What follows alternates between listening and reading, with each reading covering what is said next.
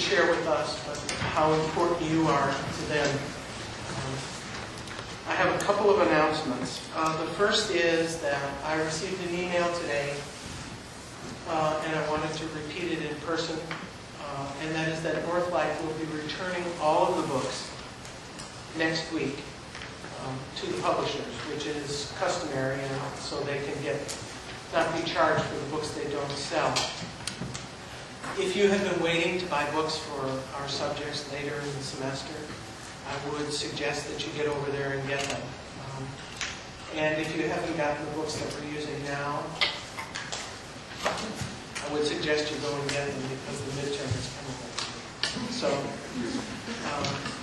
visit Northlight and get your books. Maybe you can have a drink and pick up a crime novel that you can read during all of your free time. We have many guests here today. I'd like to welcome you all.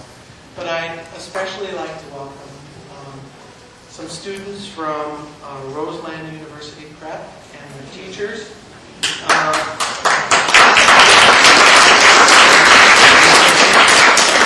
Mr. Harrison and Mr. Beal, and they are more than welcome, and we hope you're coming in.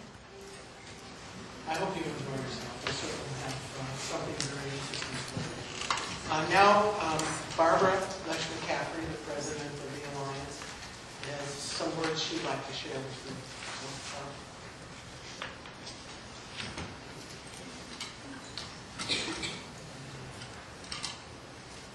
We'll get used to this. Everybody ready? They've given us a new microphone, but the stand is the same, and it makes that same irritating sound. I think it's the hallmark of the lecture series. It's my great honor to be here today.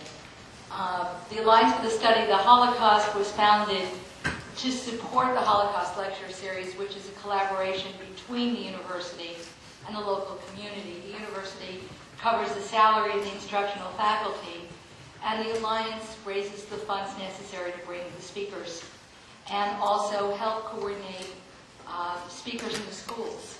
And many of the survivors who are with us today have been busy visiting middle schools and high schools throughout the county. In 2006, one of our dearest members of the board of the Alliance, Walter Kuttner, who was a survivor, died. And the board decided to honor him by having the annual Holocaust survivor panel in his honor. And he'd be still smiling today if he was with us to know that 25 years later we're still going strong. Walter lived with his parents in the Rhineland in central Germany, and from the time he was 11, he lived in his uncle's home in a Berlin suburb near Wannsee. Those of you who are reading War and Genocide, this will ring a bell. And he was a high school student when Hitler came to power. He remained in school until 1934, but due to laws preventing Jews from receiving a formal education, he was unable to graduate and receive his diploma for which he had studied. He ended up joining his uncle in Mallorca in Spain, where his uncle and other members of his families had moved, and opened a small stationery store. In 1936, he found himself in the middle of the Spanish Civil War. That's like frying pan and fire. And the family was evacuated to France and then settled in the Italian-speaking sector of Switzerland. In 1937, while in Switzerland, he received a visa and was able to travel to the United States and emigrate to New York City.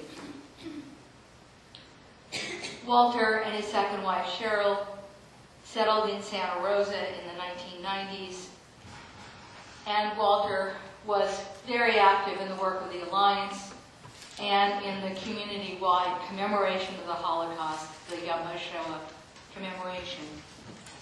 He would be so proud to see all of you here today. I also wanted to take another minute or two to honor two survivors who died in the past year to honor their memory and their deep commitment. The first is Sophia Catz, who died in September at the age of 84. Sophia was hidden by neighbors when the Nazis came to her village in Butzlaw, Poland, in May of 1942. Her father, 3 brothers, and her sisters were murdered. Out of the 175 families in her village, only one other Jewish person survived. She ended up in the Vilna ghetto in Lithuania with many other Jewish refugees from Poland. Between 2,000 and 3,000 of the approximately 57,000 Jewish occupants of the Vilna ghetto, of those 57,000, only 2,000 to 3,000 survived. The rest were murdered by the Einsatzgruppen. Sophia joined the resistance, and coming up will be a lecture on women resistance fighters by Mitch Braff, and I'm hoping that'll give you more background for her life. She escaped into the forest and fought against the Germans, fell in love with the commander and hero of the United Partisan Organization, David Kopovich, and became pregnant with this child, her daughter Aya. The couple were separated after the war. She moved back to her little village in Poland and became a teacher, then on to Israel in 1959, continuing her work as an educator, and moved to the States in '87 to be close to her family. Her family says she loved to cook and bake and would gladly feed anyone who came to visit. Her mantra was, eat, eat. She loved nothing more than to watch and feed her great-grandchildren. She'll be remembered for her undying love for her family and for her indefatigable spirit of survival. The other person I wanted to remember today is Hella Margolin, who was born and raised in Frankfurt am Main, Germany, and in October '38, her family was deported to Poland since her parents were Polish citizens. Shortly after arriving in a small town between Lodz and Warsaw, the family consisting of Hella, her sisters, and her parents were split up. At 16, Hella started a harsh life in the Lodz and Warsaw ghettos, internment in a smaller ghetto, and years of slave labor in a munitions factory in Germany until the end of the war. Amazingly, she and her 2 sisters survived, but all her immediate family, aunts, uncles, cousins, parents, did not. Back in Frankfurt in '45, Hella met and married an American soldier and came with him and their child to San Francisco in 1947. Her husband was a band leader in the Army, necessitating frequent moves during the next 21 years that Hella spent as an Army wife raising 4 children. Hella credits her survival to destiny, but also to her natural optimism. You have to hope, she says. If you give up, you're lost. Until her death on April 4th, Hella was an active participant in the community-wide Yom HaShoah commemorations. These 3 people touched many lives, and we are all in their debt for their courage and their commitment. And it is my great honor to have given you a few words about them. Thank you.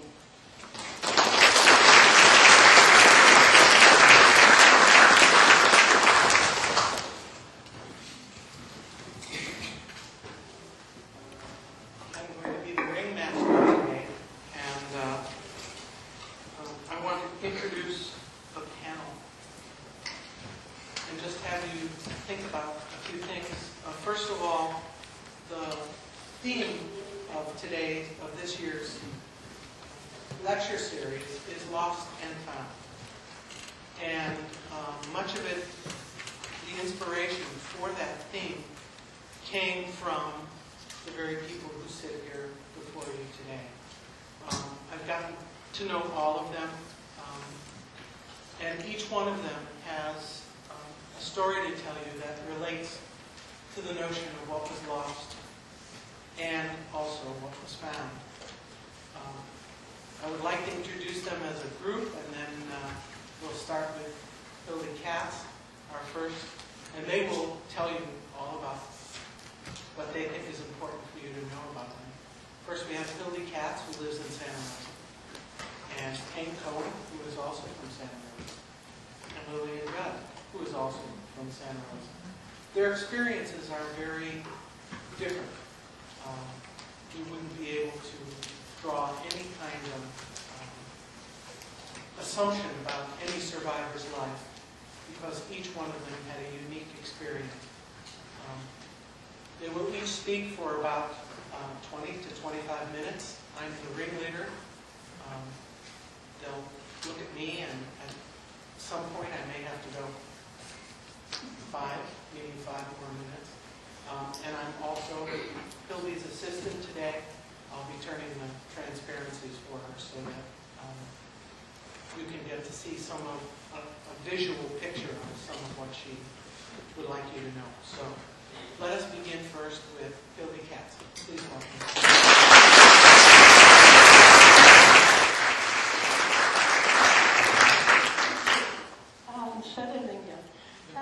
Well, here I'm back again.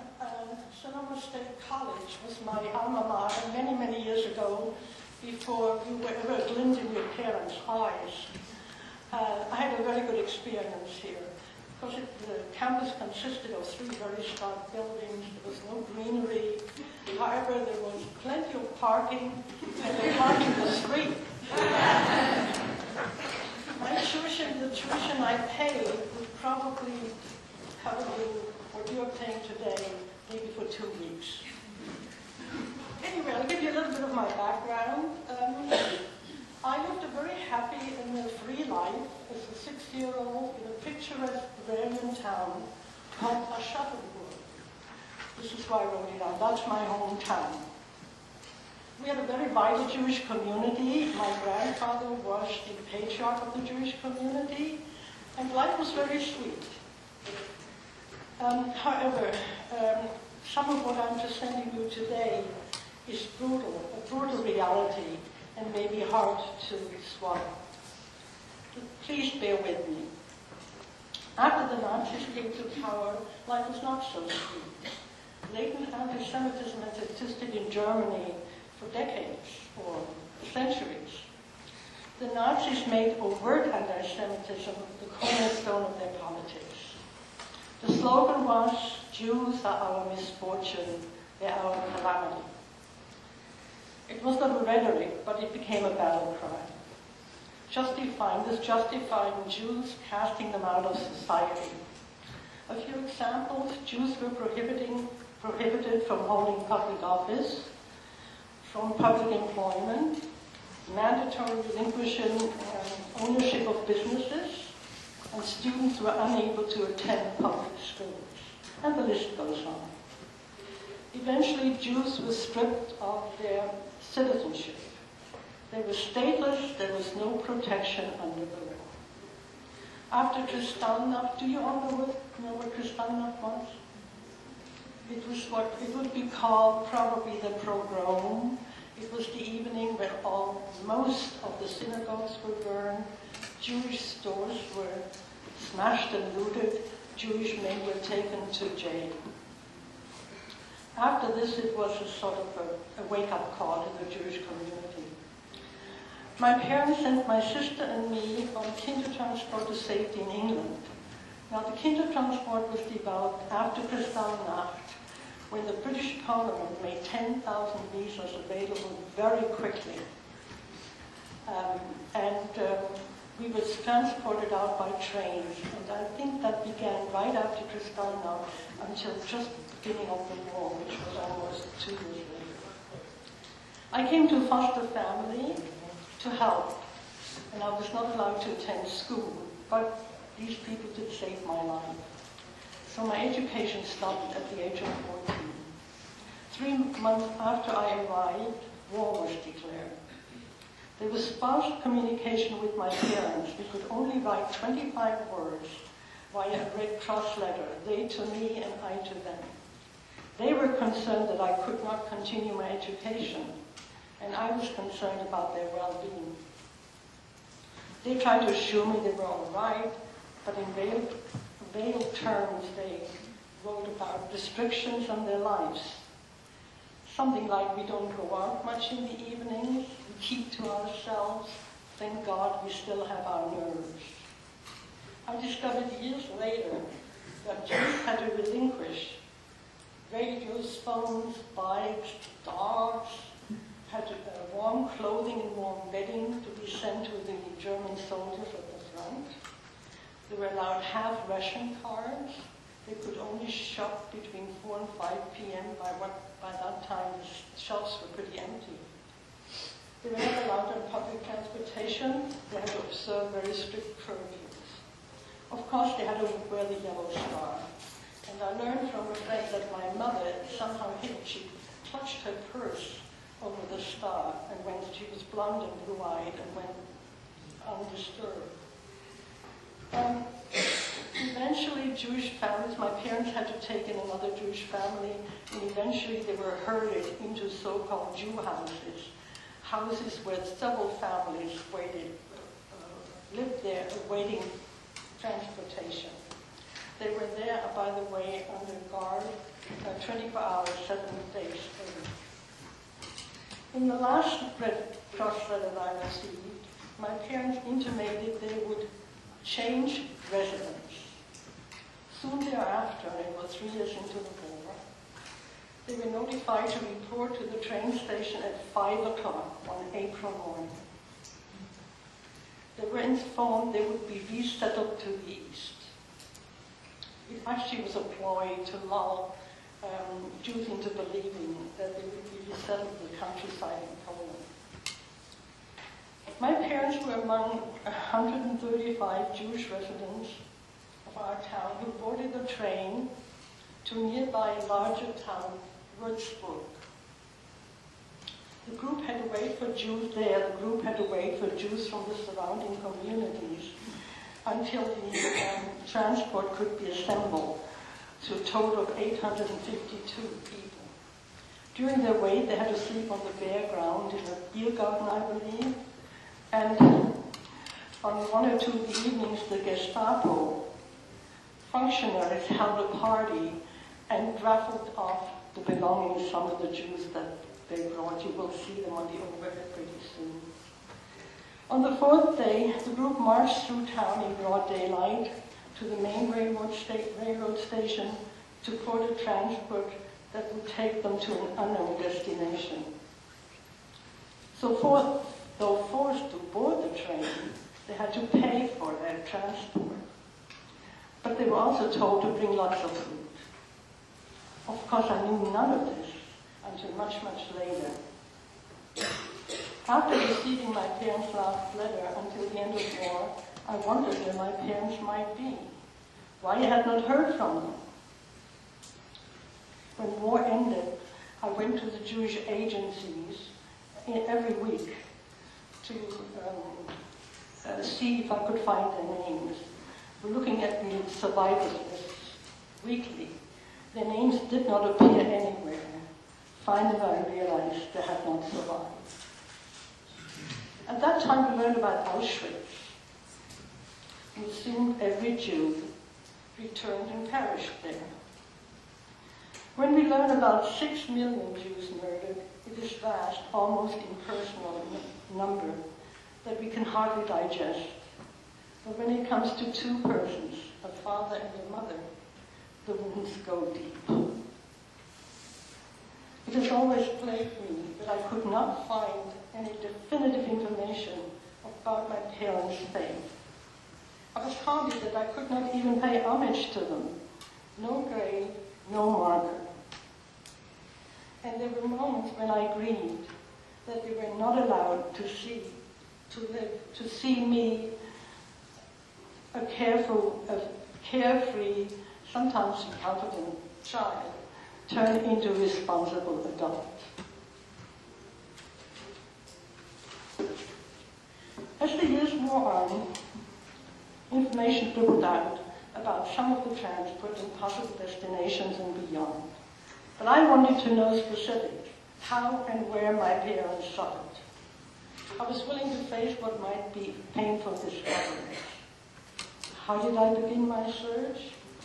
Via a circuitous route, an often difficult process extending over several years. In past years, I returned to my hometown several times. In fact, some of us former Jewish residents were invited. I discovered that the transport did not terminate in Auschwitz, but a place in Poland called Itzpika. I'll put that on, and you will hear me talk about this somewhere. At last, I had a starting point.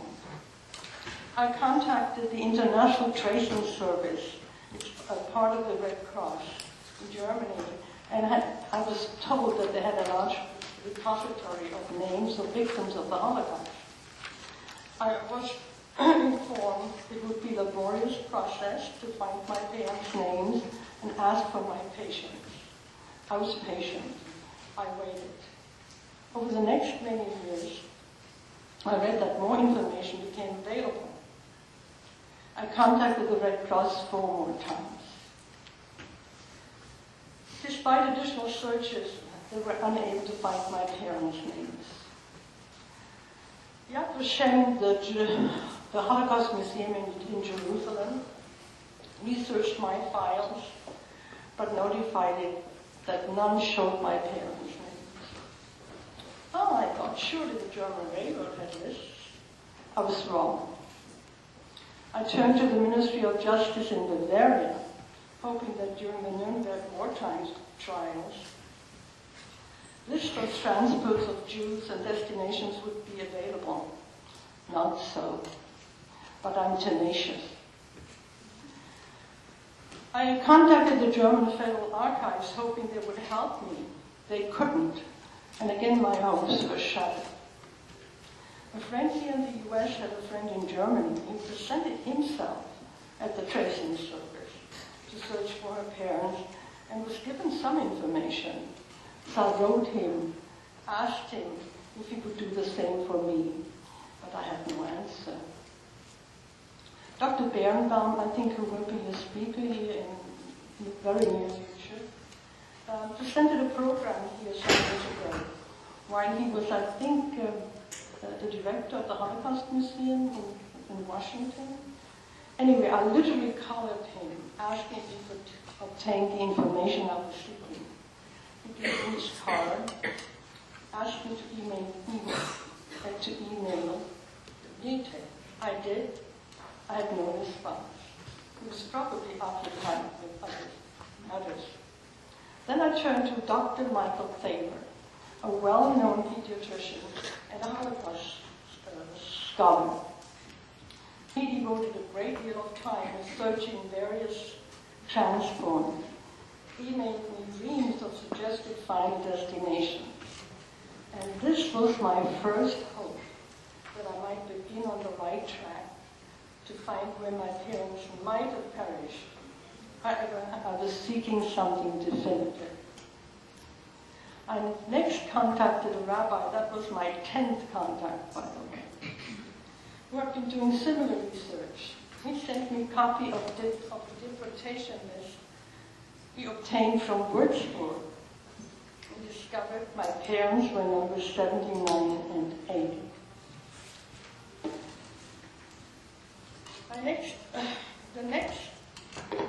And then about 6 years ago, a miracle occurred.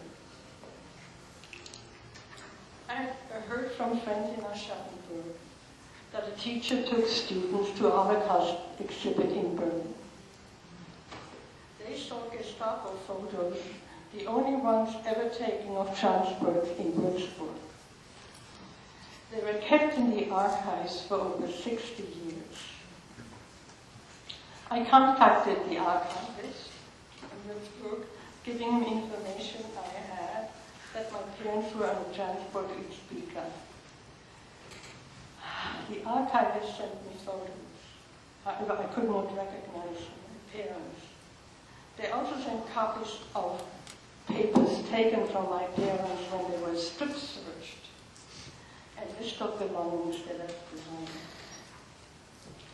I have some photos of the transports. Would you show them now?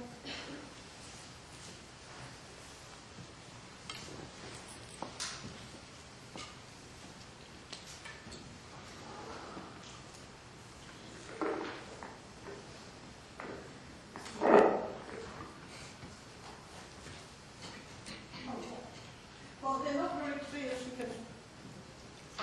They're not very clear as you can see, but you can see people schlepping literally bags and bundles, and you see people assembled there, and there's some very mean, mean sayings to get the bit that I won't burden you with. I have another one.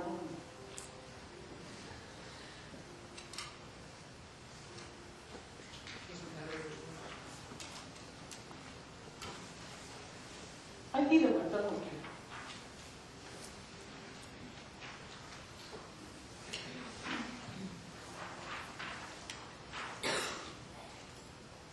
Here you will see the group assemble, and you will see them all with their white bags slung around their shoulders, and I think they wanted to carry as much as was humanly possible. You can see their Jewish stars.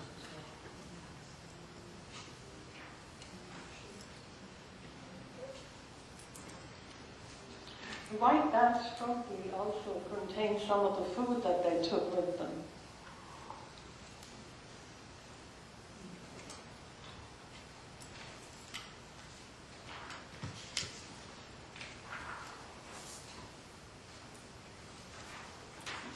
By the way, these photos were mounted and exhibited throughout the community in Bavaria and attracted attention.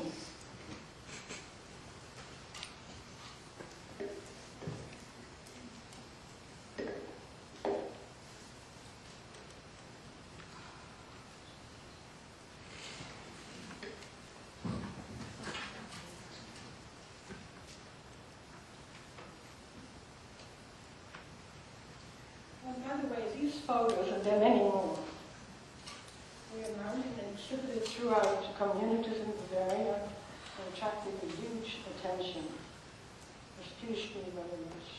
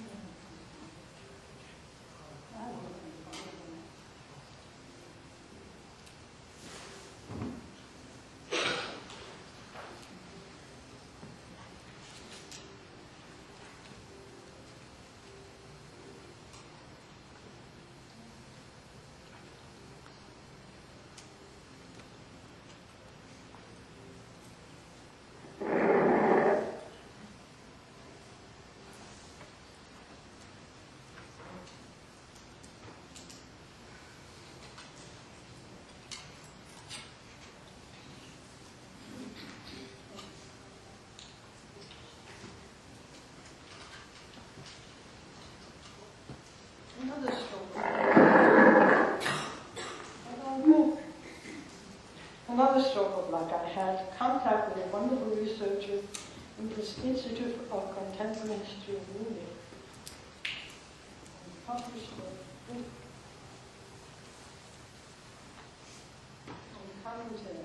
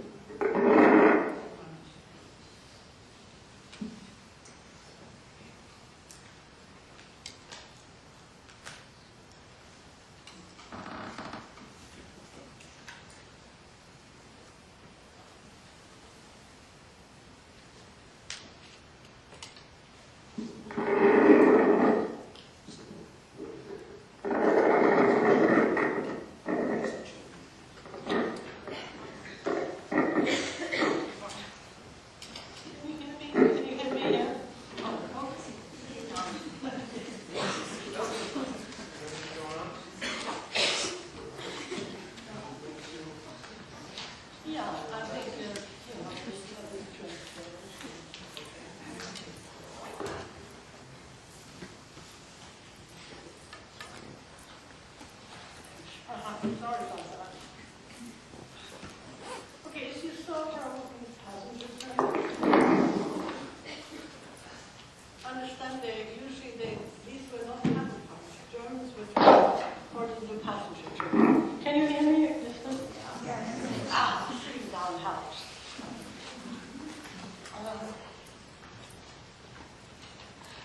I had another stroke of luck. This was number 12 contact. I'm in contact with a wonderful woman at this institute in Munich, which is a think tank. We should publish a book, a commentary, with those photos.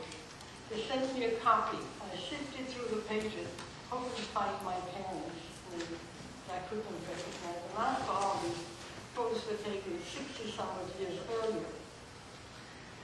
However, I looked through the book and found a footnote. Name of another researcher in the Institute. Thank God for email. He steered me to a researcher in Poland.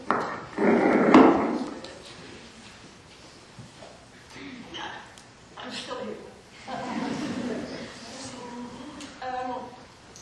About this in Poland, that he knew about as much about the detention and what occurred after the Eastern Poland. And thus began a wonderful long cyberspace relationship with Brother Kowalek, whose name I forgot. He's a social scientist who's made it his mission to research the transports, what occurred in Spica, how the transportees languished there, and their final fate, by the way, who's not a Jew.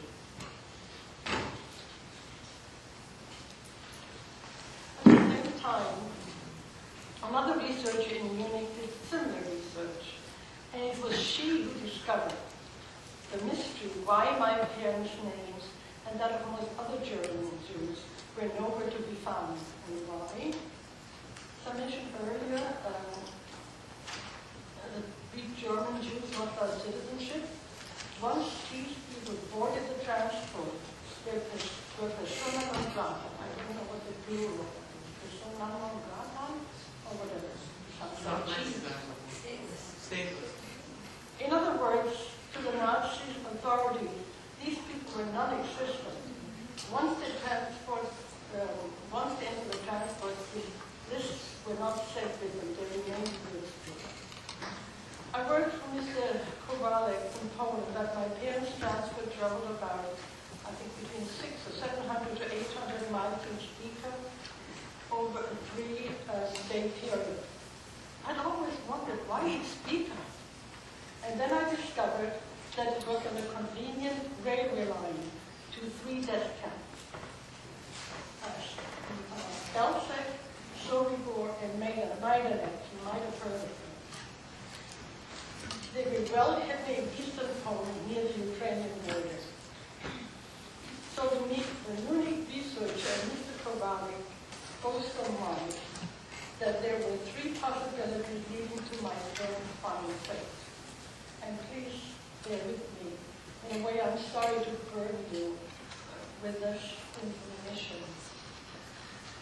Number 1, they remained in Spica for about 5 weeks, then were killed immediately on arrival, either in Belzec or Sobibor.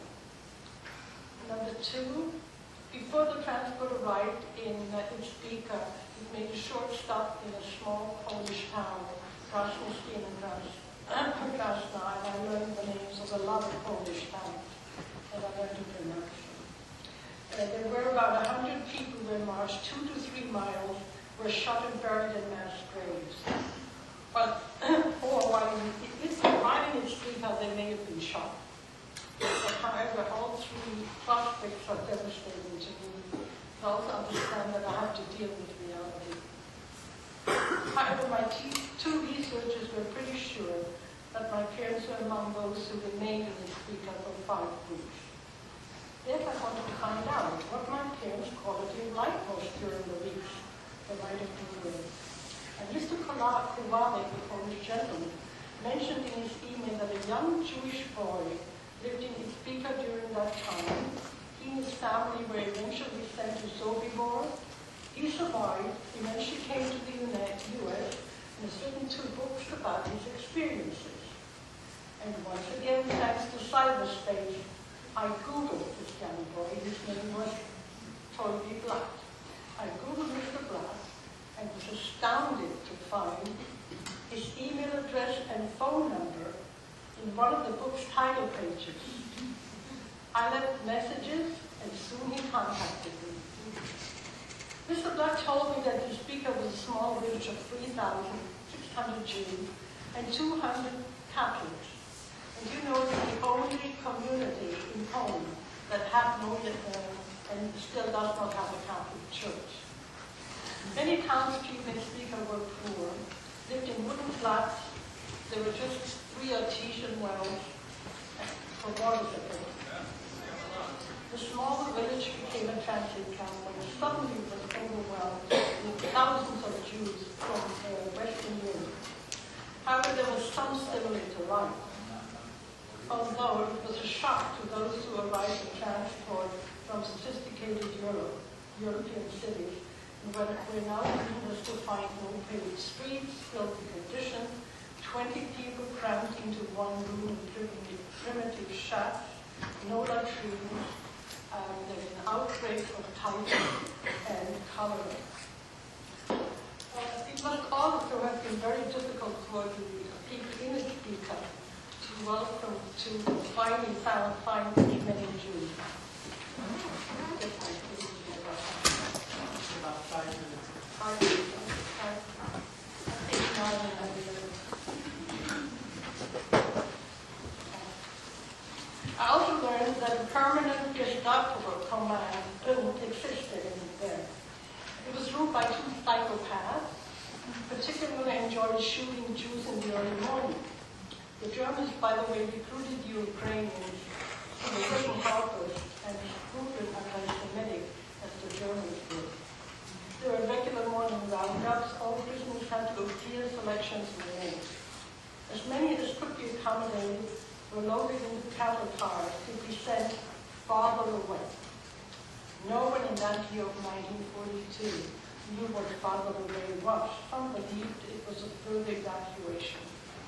By happenstance, this young Toby Black, then 15, learned from a Gentile friend whose father worked on the railroad that the cattle cars ended up about 13 miles away in a large enclosed area surrounded by trees. As he described it, the gates swung open, the train entered, the gate was shut. Sometime later, the empty train exited. In hushed tones, the boy told Judd that the people were immediately gassed, their bodies flung into mass graves. Belzec was one of those killer camps. It began with gas rams, and they were found unsatisfactory and were shut down for several weeks, months. It was that is when the transport arrived in the Speaker, and people languished there until Belzec reopened with more efficient gas and chambers. 63 years later, through joint effort by an American Jewish organization and the government of Poland, Belzec was rededicated and a small memorial was erected there. Even at that time, residue of shards of bones and hair could be found in the earth. The irony, or perhaps the blessing, is that the Jewish victims then farther away believed they were being relocated and had no idea of the imminent fate.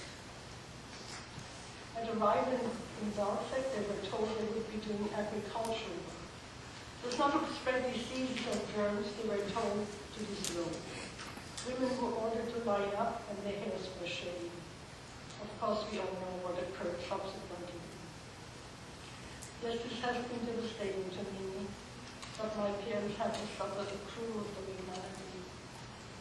And I wonder whether going to their death they might at least have had an iota of comfort, knowing that they saved the lives of their daughters by sending them out of Germany on the Kinder transport. And for me, there's also a small comfort that the existence is not completely expunged. My hometown, Aschaffenburg, is embarking on a 5-year project rededicating the existence of its former Jewish community. They're beginning with tripping stones. I think Hans will tell you more about them. They're metal plaques and pasty sidewalks. They will be located in front of houses where Jewish residents live. The plaques will be engraved with their names and alternate faiths. And here's the lower state. I will arrange for a memorial brick with my parents' names to be installed in the Genocide Memorial Grove. As arduous as this long quest for my parents' path has been, it has been well worth it. I can now pass on this family history to my children, to my grandfather, and to the public at large as it is here. And thank you for bearing with me.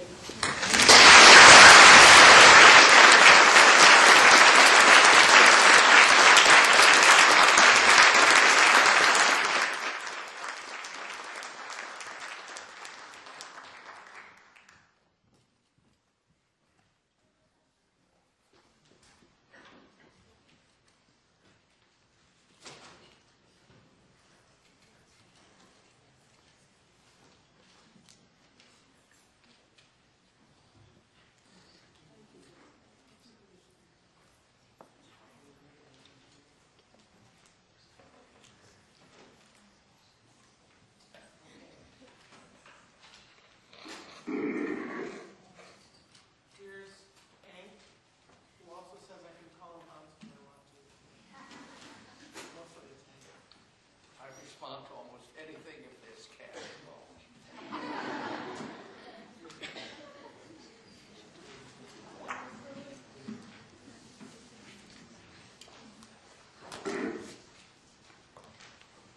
69 years ago, next month, my brother, who was then 8, and I, Chem, stood on a platform at one of the railroad stations in Berlin and waved goodbye to our parents. A long journey started at that time, which ultimately ended here. To go back a little bit, set the scene. See if I can do this.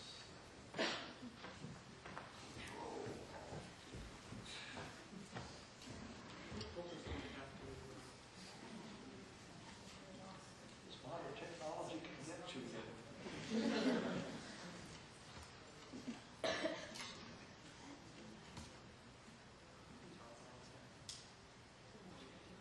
So much. While we're working, it'll be a moment. I grew up in a small town on the Baltic Sea coast in Germany, Stralsund, which was one of the old seaports built initially around 1350. It was a walled city.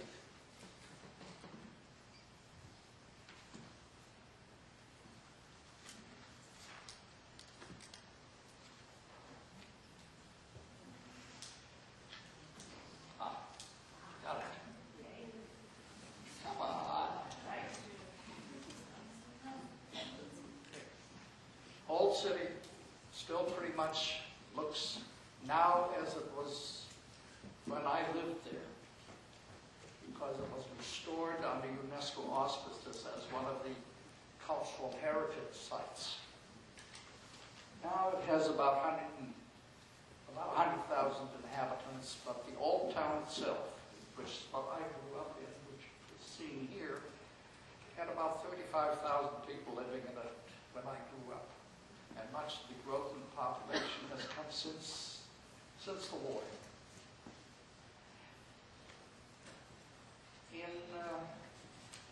the early 90s, my family had been living in the community for 4 generations and had been quite well established. In that small city, there was a small Jewish congregation, about 130 people, 40 or so families. Most of them had been there for many years and were pretty well established in business and otherwise. My family operated a rather large men's and boys' clothing stores. They manufactured it and also sold ready-made and served the surrounding communities.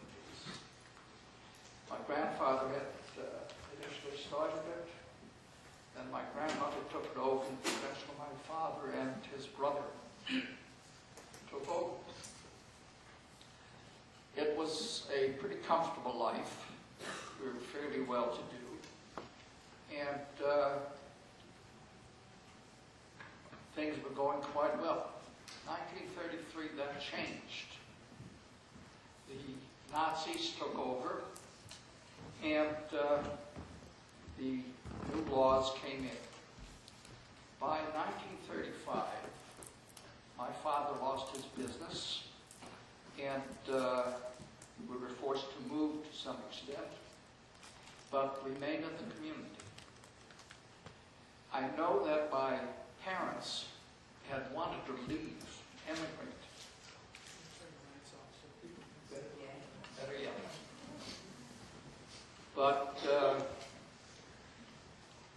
my father had been wounded fighting in World War I as a German soldier and walked with a limp. And that was an automatic disqualification for almost any country because they felt that he would be a burden.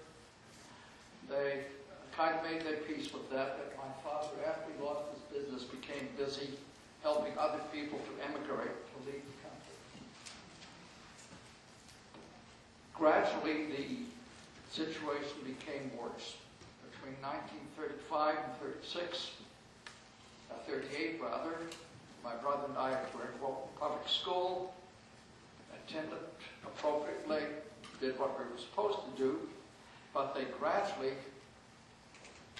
forced us to sit in the back row. Teachers wouldn't call on us, and we were ignored as much as possible. And it was about that time when I was 8, I think, when I was first jumped by a group of guys on the way home from school who kind of emulated their older role models who were always out beating up on Jews. They decided to beat up on me. This was fairly tolerable because, you know, they hurt me, but they couldn't really get to me. I could run then. And we all survived. In November 1938, the night of the broken glass, 3 o'clock that morning was a pounding on our door. Several men in uniform were out there and grabbed my father and hauled him off to a concentration camp together with all the other Jewish men in the community. Later on that day, we found that they had torched the synagogue, which was built back in 1736, and later on, again, there came a pounding on the door, around noon, I think it was, and another group of guys were there, and they took my brother, me, and my mother, and marched us out onto the street, where we found that they had assembled several other Jewish women and kids, whom we knew, of course, and marched us down the main drag to the main square. And I spent my first night in jail that night,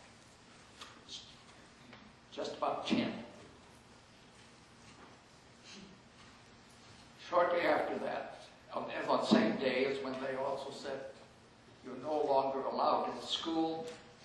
And it was at that particular point that my parents made the decision to send my brother and me to a children's home in France. And that's why we were at the railroad station in Berlin in March of 1939. Now, just to give you a sense, the big one there is me, my brother's the younger one. We were a couple of clueless kids, obviously. And that was taken just before we boarded the train. This is the main square in Stralsund.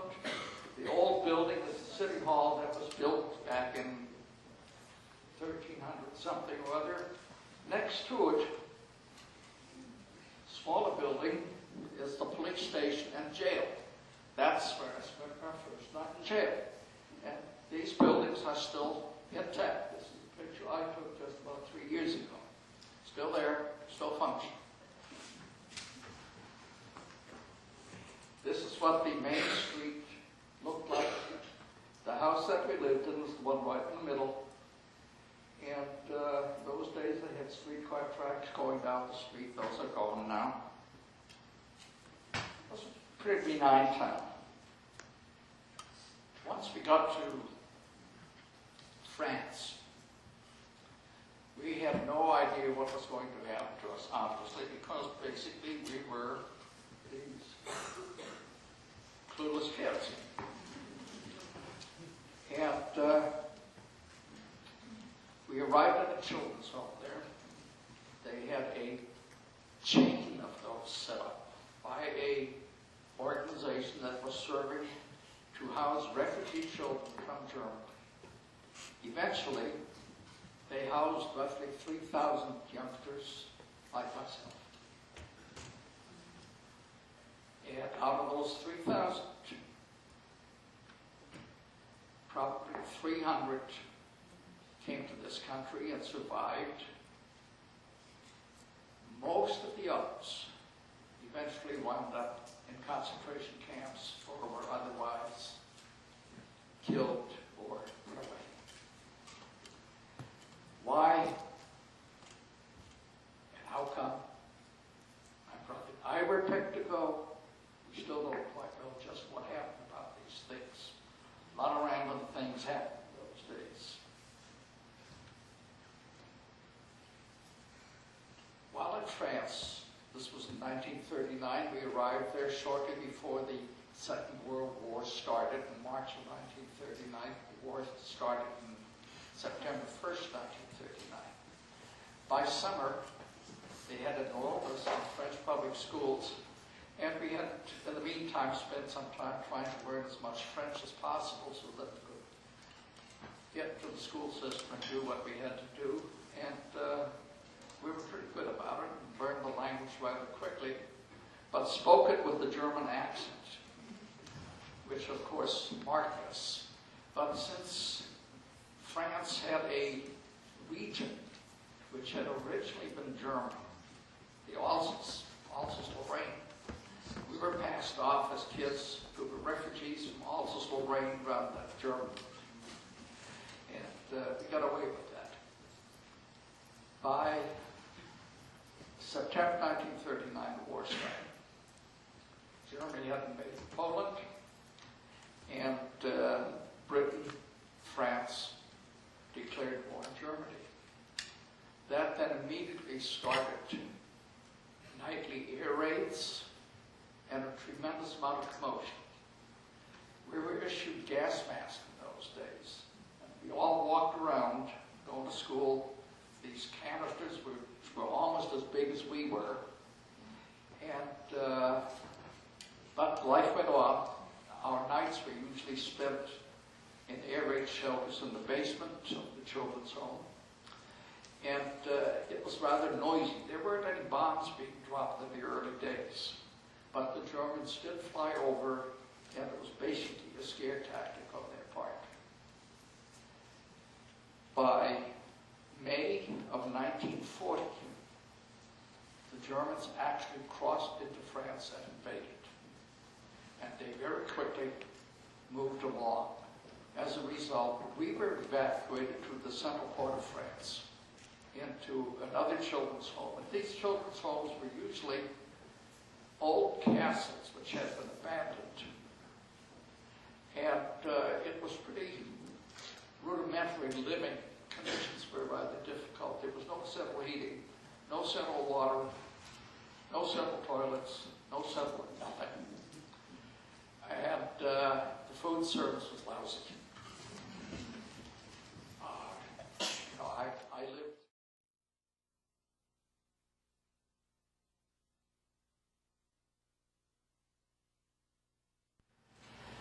come the spring of 1941, May 41, we were all of a sudden told, Project I and a few others, you're going to America.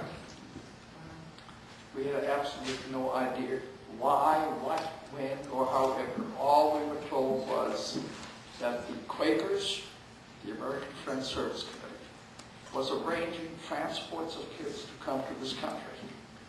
And we were in the initial group of 100 who were taken by slow-moving train, and I mean slow-moving, through the central part of France to Marseille on the Mediterranean, a port city, where we spent about 3 or 4 weeks being processed to get ready to come to this country, and eventually came by train again through the southern part of France, across Spain, into Portugal, to Lisbon, where they housed us for a week to fatten us up before sending us over to this country.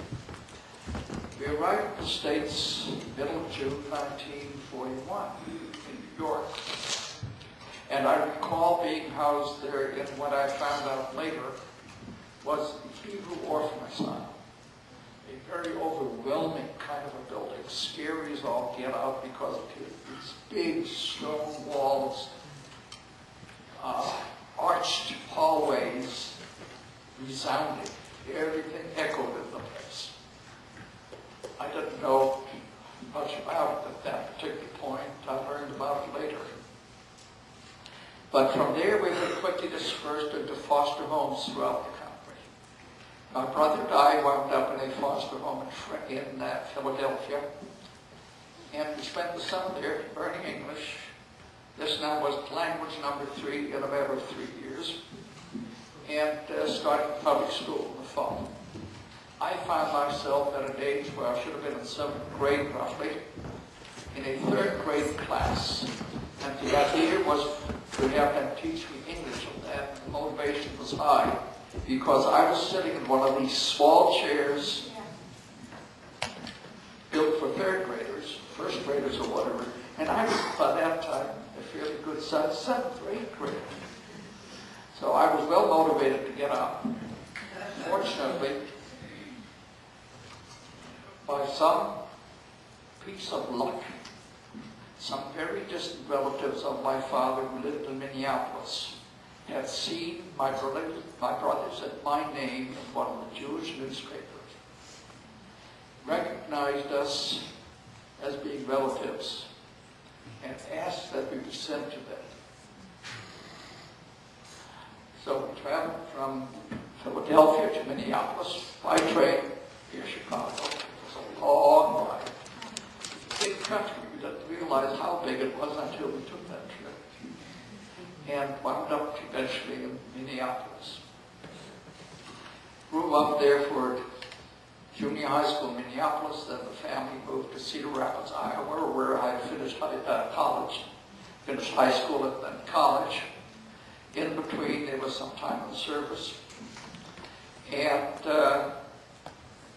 after I had got my BA, I went back into the Army because they asked me to. Have much choice. And then I got married, finished my graduate school, became a social worker, and ran an institution for delinquent kids. And, you know, I grew up, my kids grew up, and things did well. I did not go back to Germany until 3 years ago.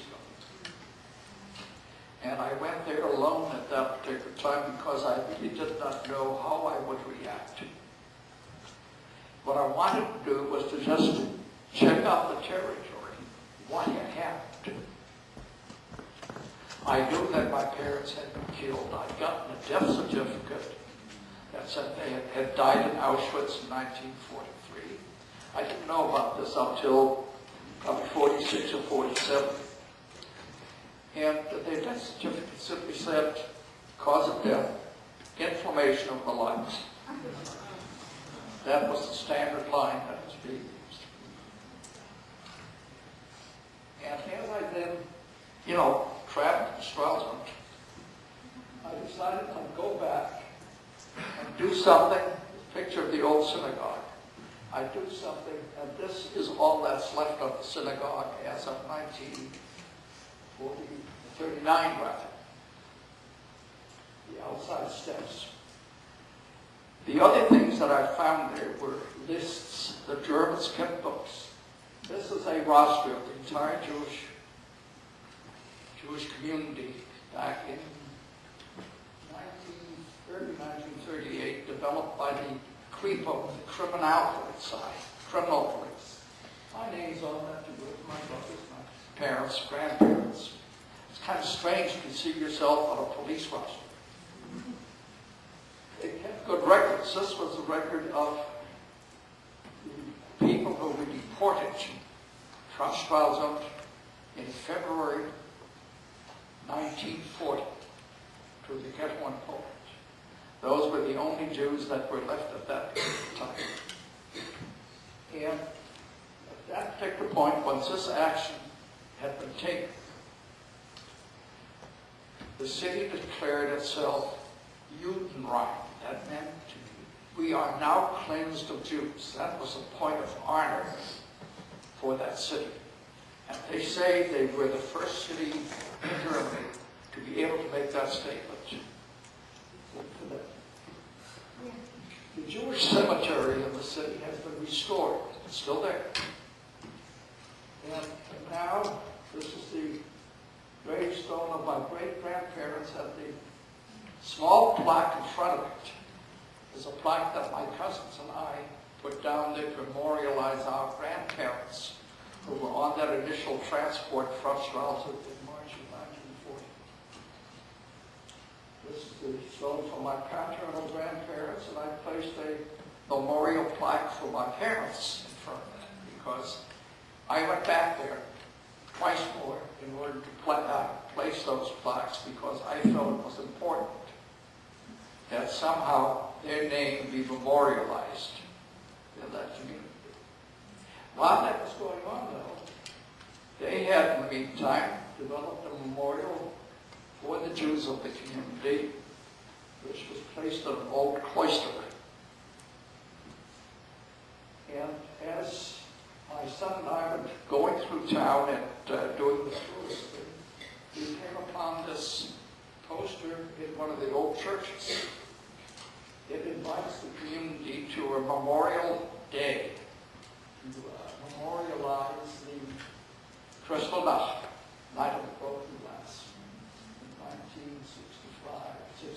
2006, rather, is where this was. In the morning, they were going to look at that, meet at the memorial stone, the stair. Then they were going to have a memorial service at the cemetery, and that evening a lecture. This is the old family home.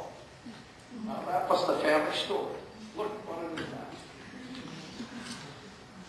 What's interesting about it is that where there used to be a staircase in the middle of the story, taking between the first and second stories, stored, and now I have an escalator. This building was built in about 1750. In front of that building are now what we call Stolpersteine, tripstones. What they have done is to put into the front of the homes where the Jews who were deported lived plaques memorializing them as a way of having them come back to the community. The Germans have now spent an awful lot of time. We're now 3 generations away from the actual incident. They have spent a lot of time memorializing the events of the Holocaust. As you drive through Germany and go along the Autobahn, you find signs pointing out where the concentration camps were. You find these markers in various cities throughout the country. And they have developed a variety of other memorial kinds of techniques. Just last week, I got this clipping from the local newspaper on the 68th anniversary of the deportation, February 1940. On the 12th of this month, they had volunteers out cleaning up, polishing the Stolperstein memorial plates as a way of memorializing. You know, I often wondered whether they meant it or not, but at least they get their fingers dirty. Thank you.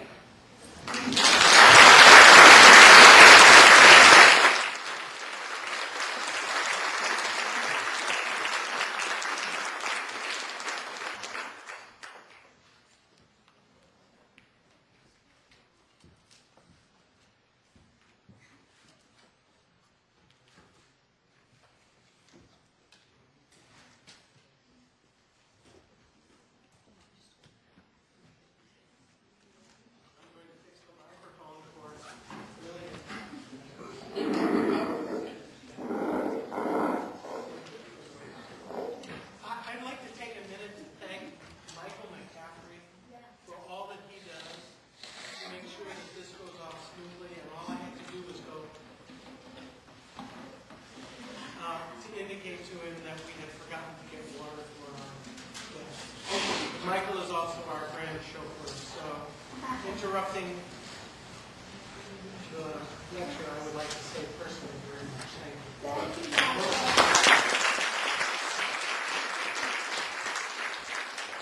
He's connected to that.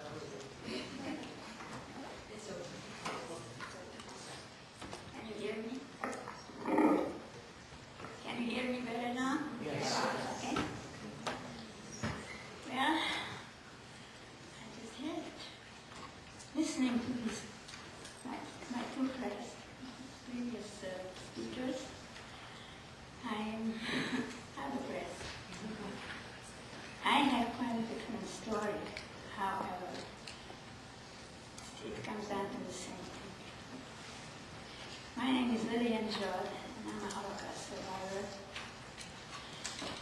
And I want to say good afternoon to all of you, or good evening.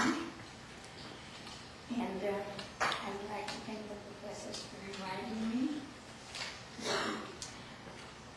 to speak about share my experiences in Hitler's concentration camps. But first, I would like to ask all of you to think about anger, think about hate, how this whole thing came about. First came the anger that was built up in the people.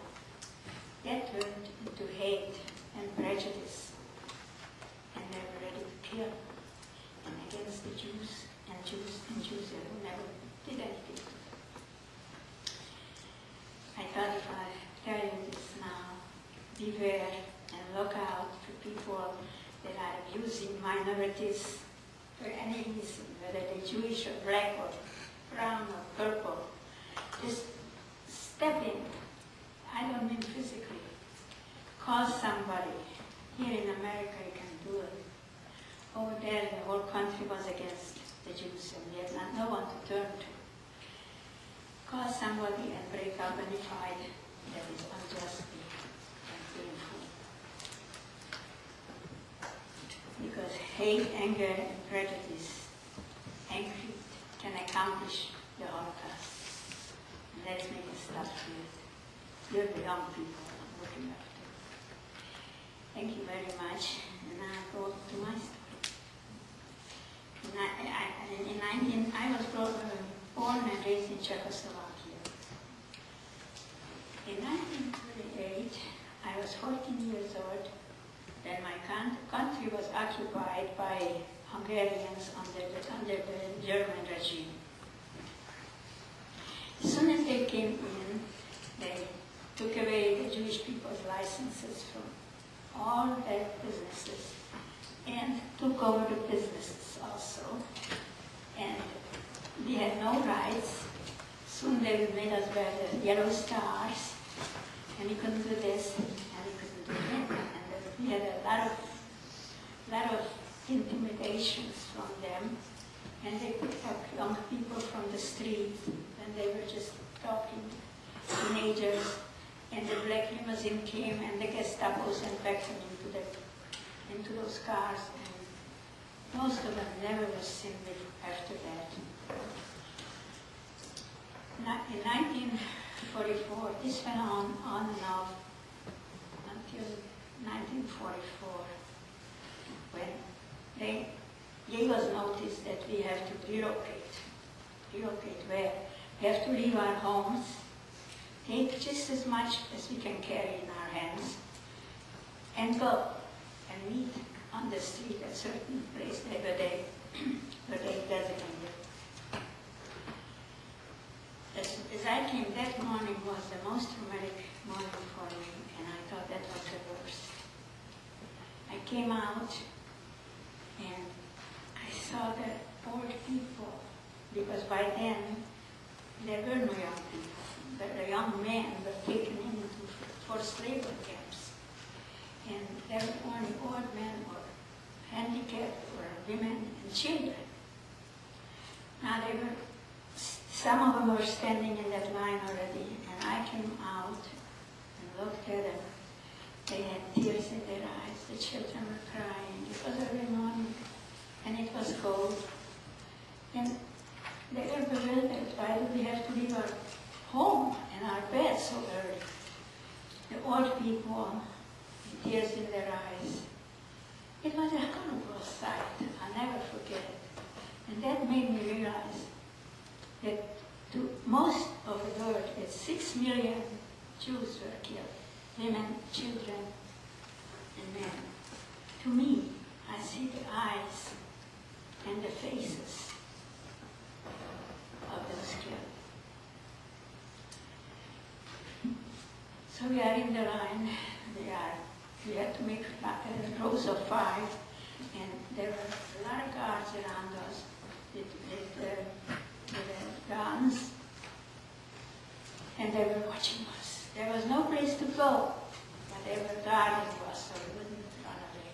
We started to march, and we marching and marching slowly, and we get to the end of the city, and there was the brick factory, and they took us in there, and I looked up, and I saw there in the fields, the shelves, like what they used to put the bricks when it came out from the kiln to cool, and now there were no bricks there.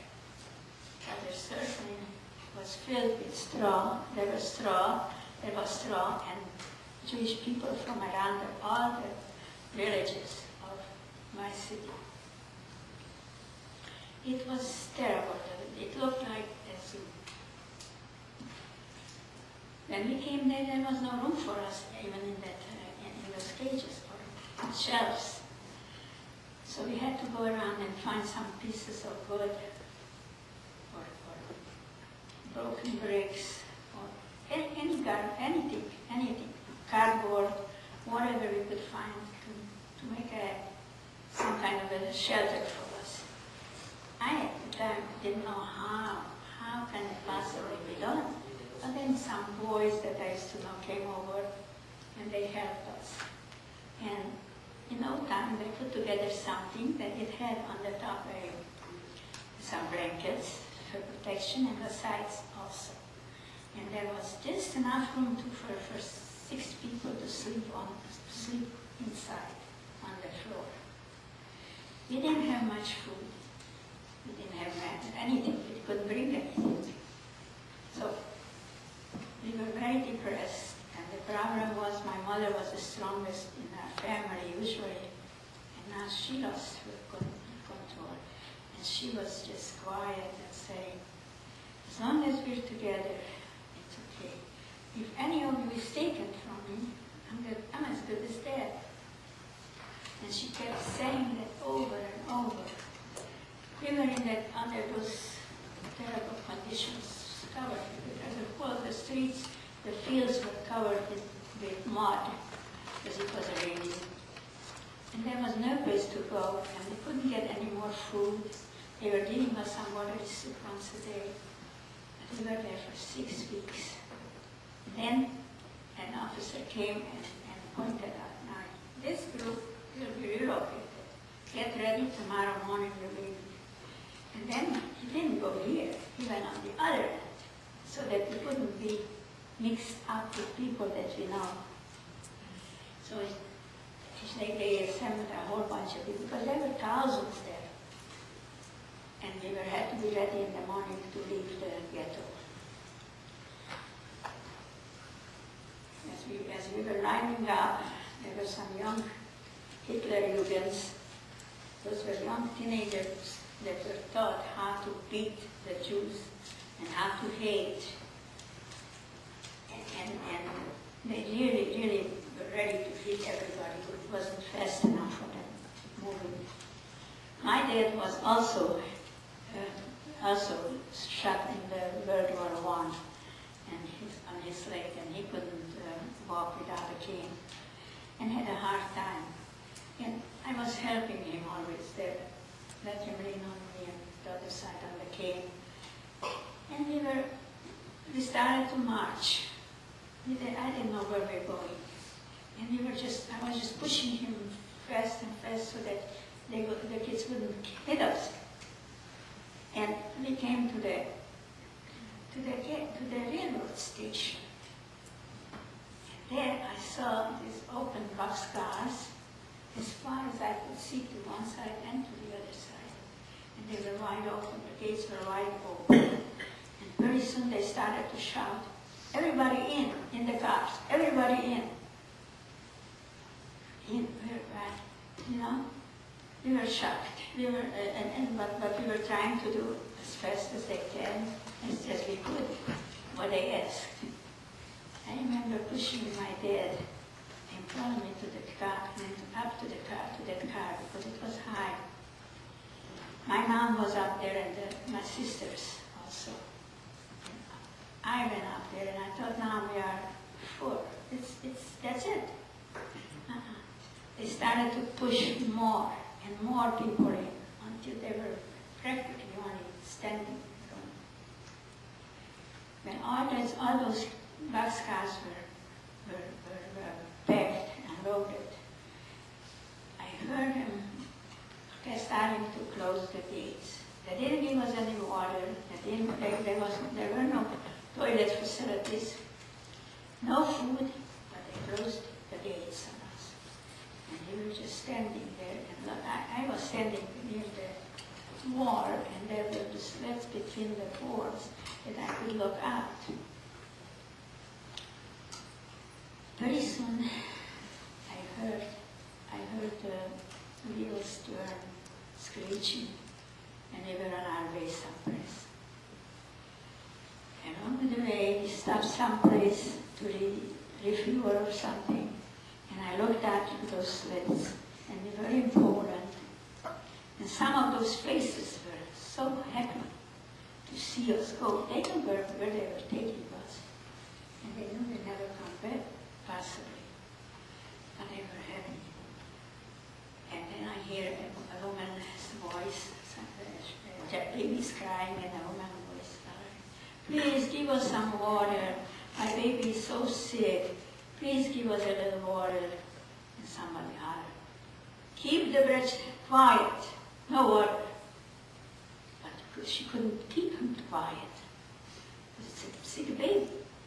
And then very soon I heard some shots, 2 shots, and then it was quiet. So I just can't figure out what happened. And that was a few of those cars ahead of us. And we went, people had to go to the bathroom, and there was no place to what we do. Someone had a bucket, donated it, and some people donated some blankets, a blanket, and 2 people had to hoard it to give some privacy for the person that had to eliminate. Okay, there we are. We can't figure out where we're taking, because everything is so uncertain and so scary. And the bucket got filled in no time. And there is nothing to do with it. What can we do with those buckets? They tried to throw it out through those slits, but the train was going so fast that the wind blew it right at us. So they decided to let it be, and let it overflow, and let it go down the floor somehow. And that's what happened. But the stench was terrible. It was so smelly there. And we were just there. There's still no drinks. And all of a sudden, about the fourth day, one of the ladies hollered out, "I hear music playing. They welcoming us to the place we have to work. You're going to work here, and they welcoming us." And we all looked at her, and the train stopped. And we heard music too, because they opened the gates. And when we came to the point where we could look out to those gates, we saw a sign, "Welcome to Auschwitz-Birkenau."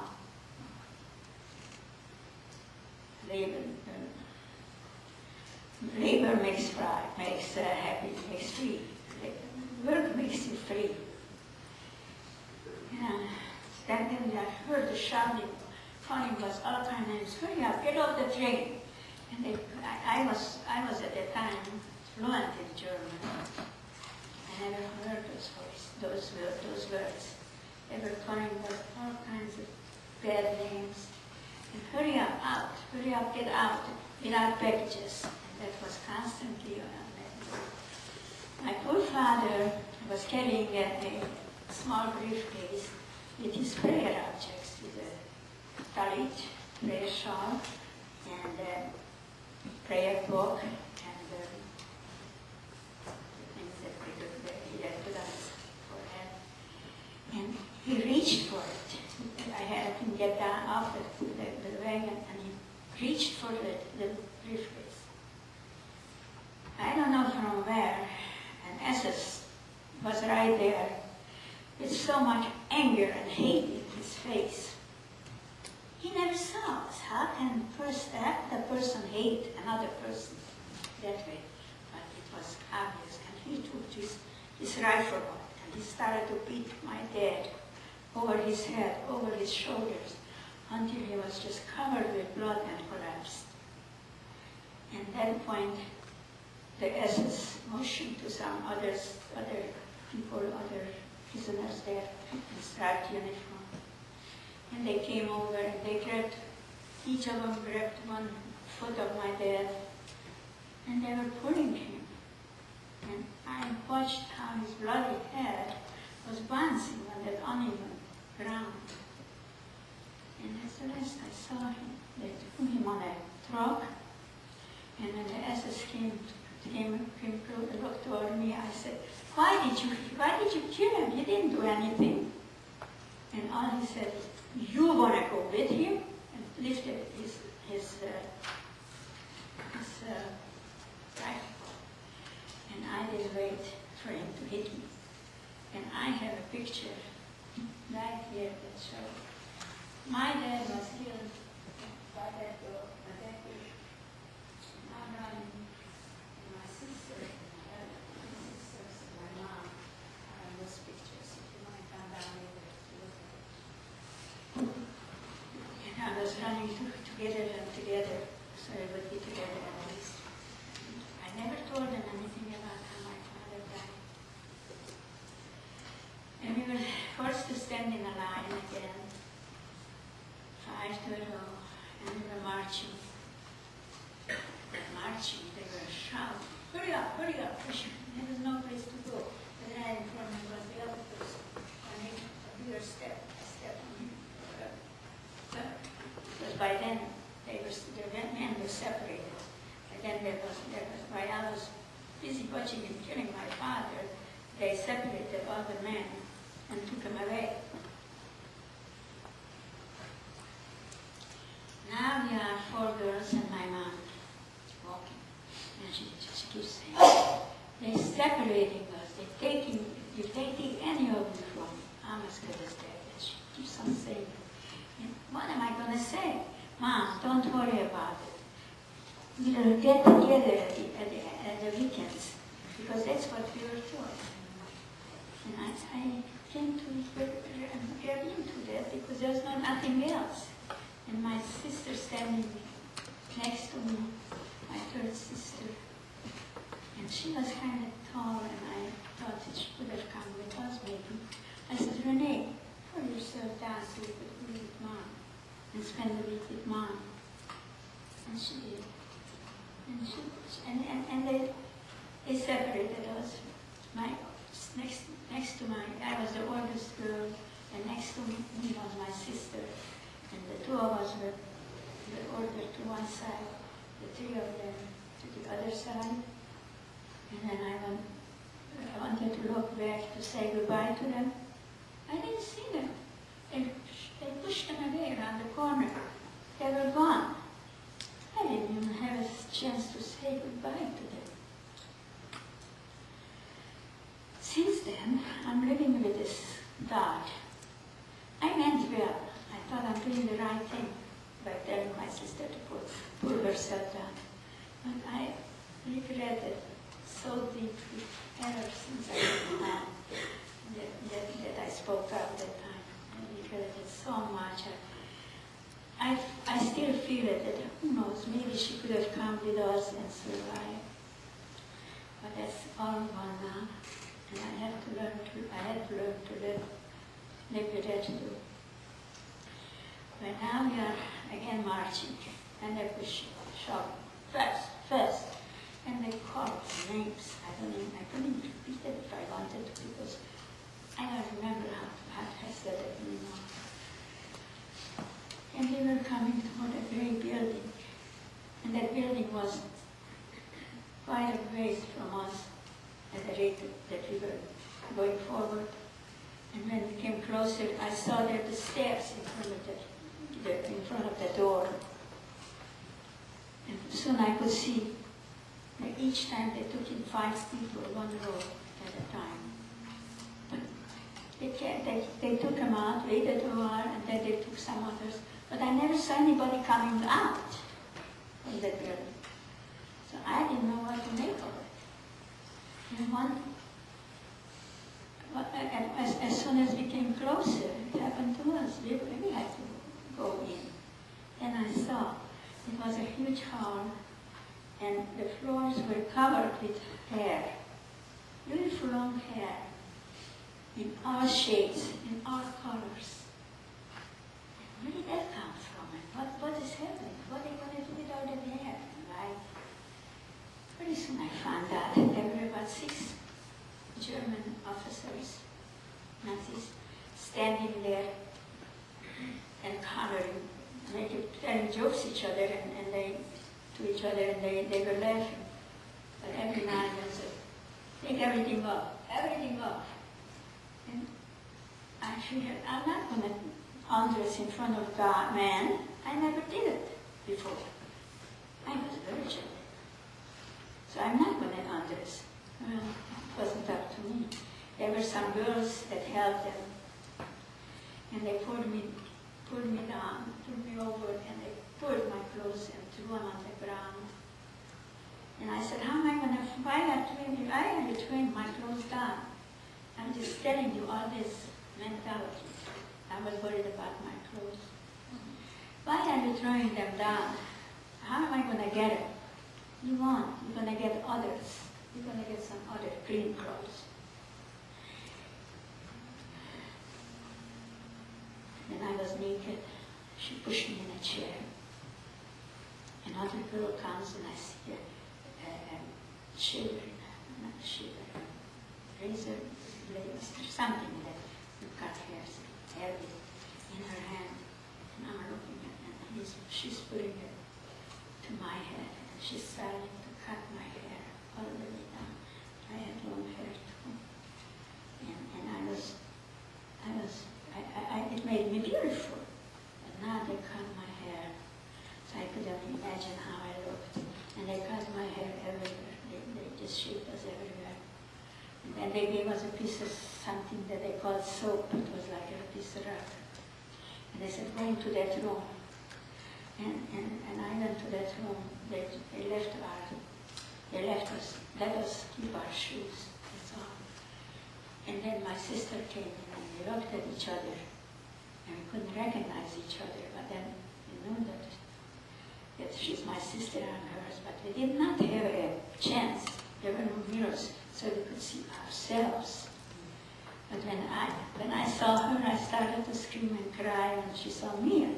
Because then she did the same. Because, you know, I can imagine how I looked when I looked at her. We were standing there, and I noticed on the ceiling there were some shower heads, like. I didn't know what it was for, but we were standing there, and all of a sudden the cold water came. They let the cold water come on us. And it was shocking at first, but then it was good to wash off all that sting that we acquired in the bus bars. And we washed ourselves up, and then because we got water. But then I didn't realize one thing. That we are lucky we got water in others before us, our families.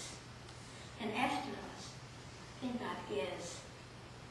And they were killed right at the same place. And then the commando had to come and pick them and tear them apart because they were rubbing in each other's hair and thrown in the crematorium. And I found that out later too. Now they pushed us outside, naked, of the house, naked. And it was very cold. I was shivering, I was cold, chilled to my bones. And since then, I'm still cold even here, even now. We were standing there and they kept on counting us, and there was no place to go. And then all of a sudden they said, okay, now you can come and get your clothes. We came in and, you know, the clothes they were giving us, the leftovers that they took off from the people that were already in the camps. And they were taken in again for shower, and they were gassed. And they gave us those clothes. They were dirty. I got a short mini skirt, no underwear, no stockings, and a short sleeve blouse. I was freezing.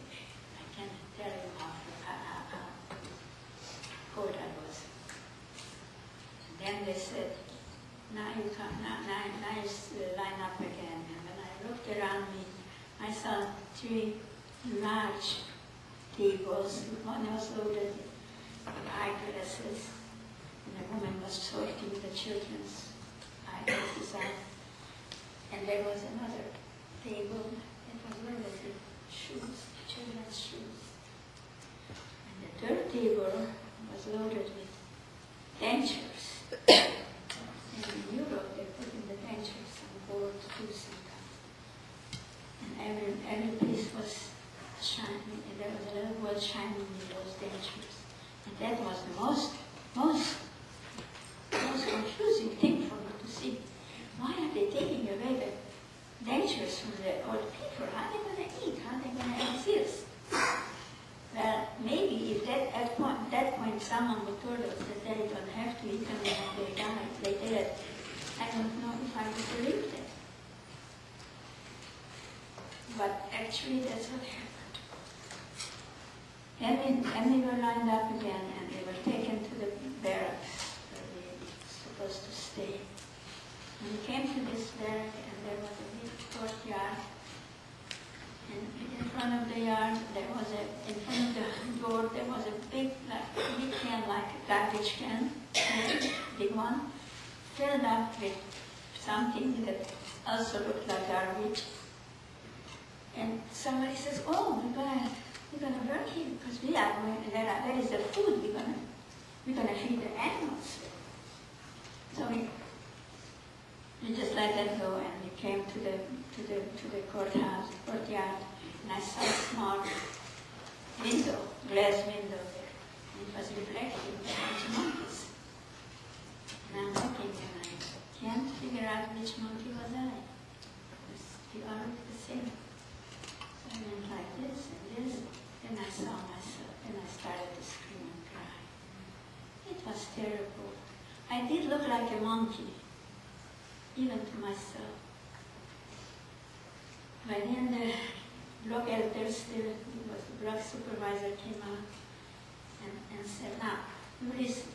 And she had about 12 helpers, all strong because they all had good food. And she says, you will go do what I tell you, or else you're going to listen. So then we lined up, and then she tells us to be quiet and go into the barrack. There were several, there were these big bunk beds. There were 5 layers in each bunk bed. Each layer slept 5 people. It was filthy. It was only the wood. You could see the boards, and some of them were filthy. They gave us 1 blanket for the whole group. So they put us into these. They all settled into those beds for the girls. They were quiet. And then everybody was taken care of. They were running towards the gate. Like on a signal. Everybody jumped up and then towards the gates. When she saw us, she came out for further to be over. She was sleeping. What do you think you're doing? We want to see our families. She says, you can see your families, and you think you have a bed? I'm here already for 40 years. And I built this thing for you. And you think you can complain? You were sitting in your houses eating the goose livers by the fireplace. And she was burning them against. I don't know what goose liver she was talking about, but she was burning them against us. And she was very mean to us. So now they pushed us, they forced us back to our homes.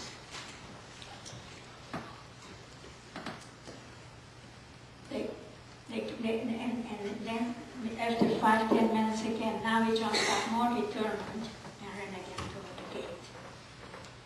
And now the supervisor came out and says, so you want to see your families? Yes? Yes? Oh, yes. And we see her opening the gate.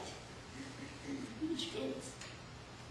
And I look out and it's already dark. But I look, but the burning flesh, human flesh, was terrible. The stench was unbearable.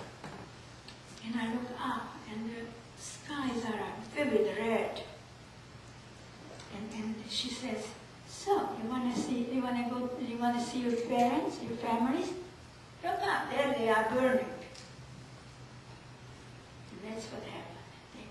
The crematorium, for the fire from the crematorium, I guess, reflected on the skies.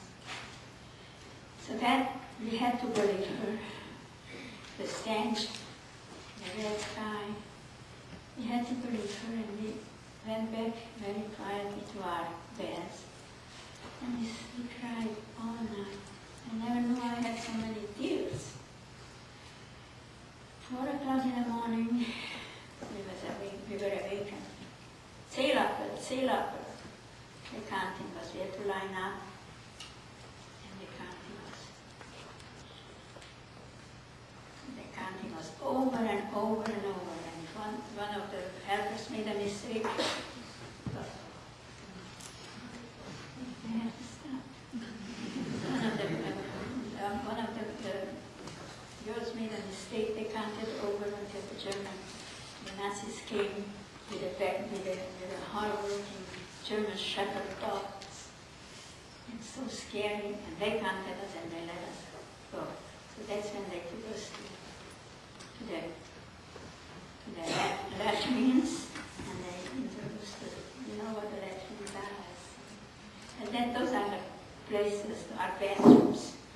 They dug a big trench and put some wood boards on the top so that you could sit down and eliminate. And then they said coffee time, and they brought some hot water, and they called it coffee. I never had coffee in my life up to that point. But I was so cold, and they gave me a little hot water, black water, and they called it coffee. So I said, yeah. And since then, that's how I drink my coffee even here. Hot liquor was good. And now, how can I say what I want to say in 20 or less minutes? 25. That's a life of experience. I would love to carry. I would invite people who might have questions to come. Yes, I would like to. Unfortunately, we don't have